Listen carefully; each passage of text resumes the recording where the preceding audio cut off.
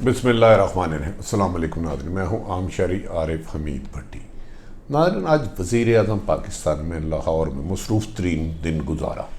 इस मौके पर उन्होंने डस्का इलेक्शन समेत बल्दियाती इलेक्शन के बारे में भी खासी मशावरत की और बेशुमार लोगों से वफूद और अकेले 1-to-1 मुलाकात भी की।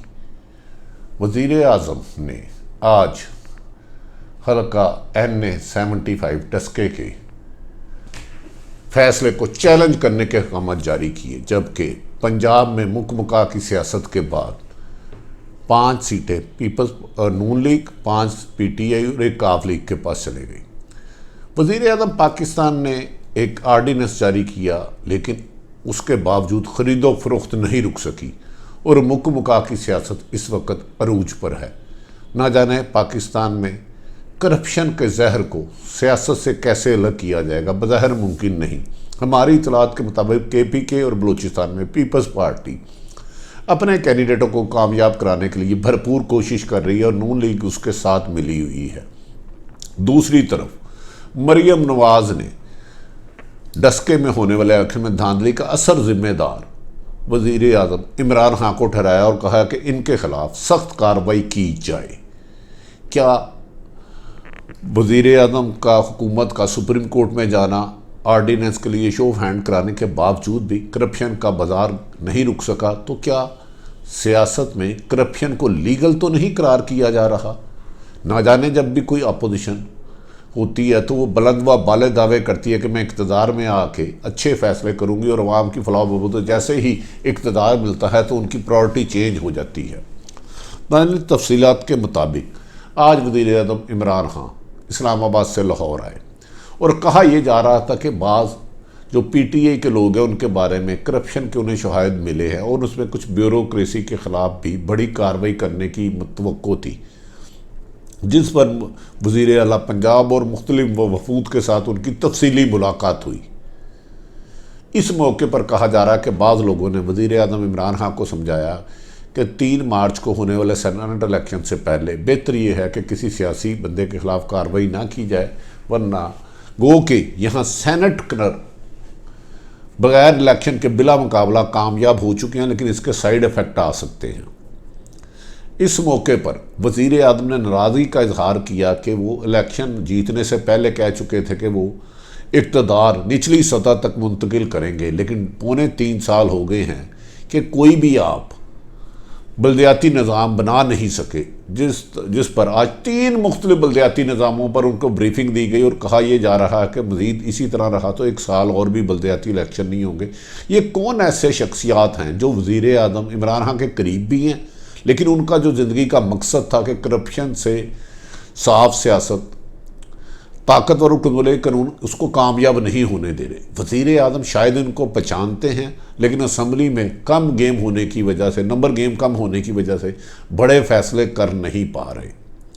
दूसरी तरफ वज़ीर आज़म के इंतहाई करीबी लोगों का कहना है कि वज़ीर आज़म इस वक्त सख्त दबाव में है कि एक तो उनकी इत्तेहादी जमातें ब्लैकमेल कर रही हैं, दूसरा PDM को गैर मुल्की फंडिंग भी है और अपनी जमात के कुछ लोग उन्हें इंडिपेंडेंट फैसले नहीं करने दे रहे। और वज़ीर आज़म अगर ऐसे ही हालात रहे और वज़ीर आज़म ने समझा कि PDM की ब्लैकमेलिंग ज़्यादा हो गई है, उनके इत्तेहादी उनको तंग कर रहे हैं, तो वो असम्बली भी तोड़ सकते हैं, जिसके मेरी अपनी राय के मुताबिक अभी कोई मुझे इम्कानात नज़र नहीं आते। इसके इम्कानात नहीं नज़र आते क्योंकि वज़ीर आज़म जब से आए हैं महंगाई बहुत ज़्यादा अरूज पर हो गई है। बिजली, गैस और पेट्रोल की कीमत में रोज़ाना ना ख़त्म होने वाले वहाँ पर बमबारी होती है, जिसे कोई भी शख्स एक वक्त का खाना पूरी करके नहीं गया। इस सिलसिले में माहिर माशियात अशफाक हुसैन ने कहा था कि 2017 से मुस्लिम लीग नून ने ऐसे बरूदी सुरंगें बिछाई थी कि आने वाली हुकूमत तबाहकारियों का शिकार हो। उसने इतनी मुश्किल इक़्तिसाद पर कर्जे लिए थे, जो आने वाली हुकूमत 2018 जब PTI आई तो उसे मुश्किलात हर तरफ नज़र आई। आज वज़ीर आज़म बल्दियाती इलेक्शन पे फ़ैसला नहीं कर पाए, जबकि वो गुस्से में थे। कहा जा रहा है कि उन्होंने बाज़ लोगों से नाराज़गी का इजहार किया कि आप लोग कर क्या रहे हैं, मेरा एक ही वादा था निचली सतह तक इक़्तिदार मुंतकिल करना और बल्दियाती इलेक्शन हम करा नहीं सके। इस मौके पर डस्का इलेक्शन 75 के सिलसिले में legal team senator Ali Zafar की सरबराही में उनसे मुलाकात हुई। और उन्हें बताया गया कि इलेक्शन कमीशन का फैसला गैर आइनी और गैर कानूनी है। इलेक्शन कमीशन ज़्यादा से ज़्यादा 22 पोलिंग स्टेशन जिनकी शिकायत की गई थी उन पर रीकाउंटिंग का फैसला कर सकता था, लेकिन इस पर वज़ीर आज़म ने कहा इसके खिलाफ लीगल जो एडवाइज़र हैं सीनियर एडवोकेट अली ज़फ़र, उन्होंने कहा हमें अदालत में जाना चाहिए, जिस पर वज़ीर आज़म पाकिस्तान ने हुक्म दिया, जिस पर लीगल टीम के मुताबिक वो पीर वाले दिन खुसूसन उनके जो असद मली है वो लाहौर हाई कोर्ट में 2 पिटिशन करेंगे। एक जो अफसरान को सस्पेंड करने के लिए किया गया और दूसरा पिटिशन ये करेंगे जो पूरे हलके के इलेक्शन में को दोबारा कराने का हुक्म दिया गया है। इस पर वज़ीर आज़म ने मंजूरी देते हुए कहा कि इस सिलसिले में कानूनी जंग पूरी की जाए और पता ये किया जाए कि अगर माजी में इतनी शिकायत जहां जाली वोट साबित ना हो, अगर सिर्फ चंद पोलिंग स्टेशनों की होती है, तो इस दफ़ा ये फैसला क्यों आया। कहा जा रहा है कि उन्हें किसी ने ये बात भी समझाई कि ये फैसला भी एक साजिश का नतीजा है और इसके पीछे कुछ हाथ है या नहीं है, ये तो जब तक इंक्वायरी नहीं होती इसके कहना काबिल खासा मुश्किल लगता है। नाज़रीन, पंजाब हुकूमत की पहली जो पिटिशन जारी होगी इंतज़ामी अफसरों के ख़िलाफ़ फैसला ना करने पर होगी और दूसरी रिज़ल्ट पे होगी। दूसरी तरफ आज सिंध में PTI और पीपल्स पार्टी के दरमियान असम्बली हाल दंगल बनता रहा, खाड़ा बनता रहा, जहां गाली गलोच, लड़ाई झगड़े और एक दूसरे की तज़लील की जाती रही।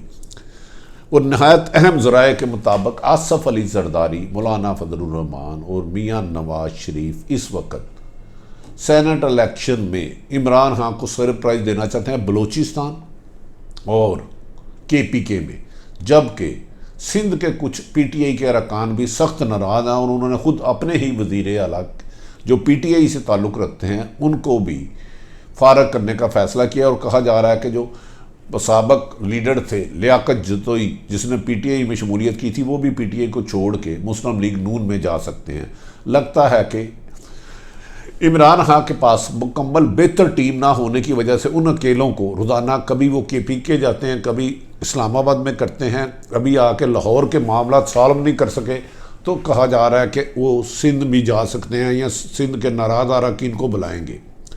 ऐसा लगता है कि खुद इमरान खान साहब ने जो वादे किए थे वो पूरे करना तो शायद हालात ऐसे नहीं थे, लेकिन उनके कुछ लोगों ने भी इमरान खान साहब को मायूस किया है। और इमरान खान साहब ने अपने निजी महफिल में एक करीबी दोस्तों से कहा है कि जिस मकसद के लिए, जिस विजन के लिए मैं सियासत में आया था, उसमें मैं 2.5 सालों में उतना कामयाब नहीं कर पाया, क्योंकि माजी की हुकूमत नून लीग जान के ऐसी तबाहकारियाँ और सुंगरुगे बिछा गई हैं कि हमें कर्ज वापस करने के लिए सूद पर कर्जे लेने पड़ रहे हैं। लेकिन नाज़रीन, इस मौके पर वज़ीर आज़म चाहें तो वो गुड गवर्नेंस दे सकते हैं। गुड गवर्नेंस के लिए ना IMF के पास जाना पड़ता है, ना ही वर्ल्ड बैंक से कर्जा लेने पड़ता है। दयानतदार, ईमानदार और काबिल अफसरों को लगाना पड़ता है, जिस पर पंजाब की उन्हें बहुत ज़्यादा शिकायत मिली हैं कि पंजाब में करप्शन अरूज पर जा चुकी है।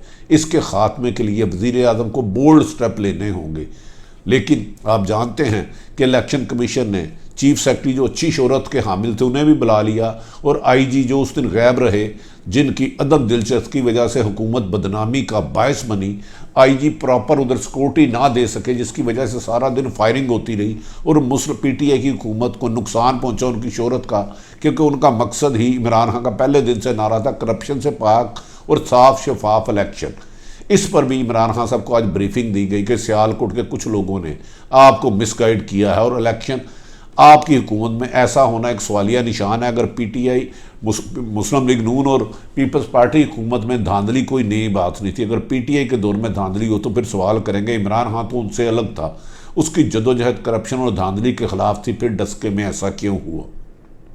नाज़रीन, हमारी इतलात के मुताबिक इमरान खान साहब के खिलाफ इस वक्त ना सिर्फ PDM की मरकज़ी क़यादत आसफ़ अली ज़रदारी, नवाज शरीफ, मौलाना फजलुर रहमान, महमूद खान अचकज़ी समेत दीगर गैर मुल्की ताकतें भी उनके पीछे हैं।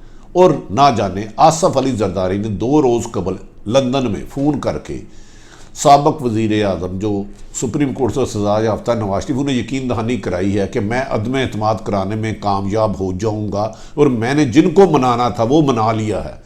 इस सिलसिले में वो ज़्यादा जो बैंक कर रहे हैं वो बलूचिस्तान के MNA से बान पे कर रहे हैं और KPK में क्या इमरान खान के खिलाफ जो साजिश हो रही है उनसे इमरान खान आगाह है या नहीं आगाह? अगर इमरान खान साहब कबूतर की तरह आंखें बंद करेंगे तो ये उनकी गलती होगी, क्योंकि खूनखार बिल्ली अपना निशाना लिए हुए, अपने टारगेट पर रखे हुए है। इमरान खान साहब को अब वक्त कम है। 3 मार्च के इलेक्शन बहुत करीब आ चुके हैं सेनेट के, उसके बाद बड़े फैसले करने होंगे। चंद अपने साथी जो जिन पर मुबैना करप्शन के इल्ज़ाम और कुछ ऐसे ब्यूरोक्रेट जो उनकी मुखालिफ जमातों से मिले हुए और इमरान खान के बारे में उनको ऐसे शुहायत जाके देते हैं कि इमरान ने गलत फैसला किया, और ये भी पीडीएम के कुछ रहनुमा दावा कर रहे हैं कि इमरान खान के जो करीबी लोग हैं कल को उनके खिलाफ सुल्तानी गवाह बन जाएंगे। क्या इमरान खान सब इन हक़ाइक़ से आशना हैं या नहीं? क्या वो अपनी एक जमात जो एक इंटेलिजेंस एजेंसी उनके अपने मतहत है, लगता है वो भी उनसे हक़ाइक़ छुपा के रख रही है। इमरान खान साहब ये मौका, अब वक्त बहुत कम रह गया है, 3.25 साल गुजर गए हैं। आपको जिस मकसद के लिए आप आए थे, करप्शन के ख़िलाफ़, धांधली के ख़िलाफ़, गुड गवर्नेंस के लिए, उसके लिए अमली इक़दाम ना किए तो ये माजी में जिन पर मुबैना खरबों रुपए लूटने का इल्ज़ाम है, ये सब इकट्ठे होकर आपके खिलाफ अरबों रुपए लगा कर आपका नुकसान भी कर सकते हैं। फैसला अब आपने करना है।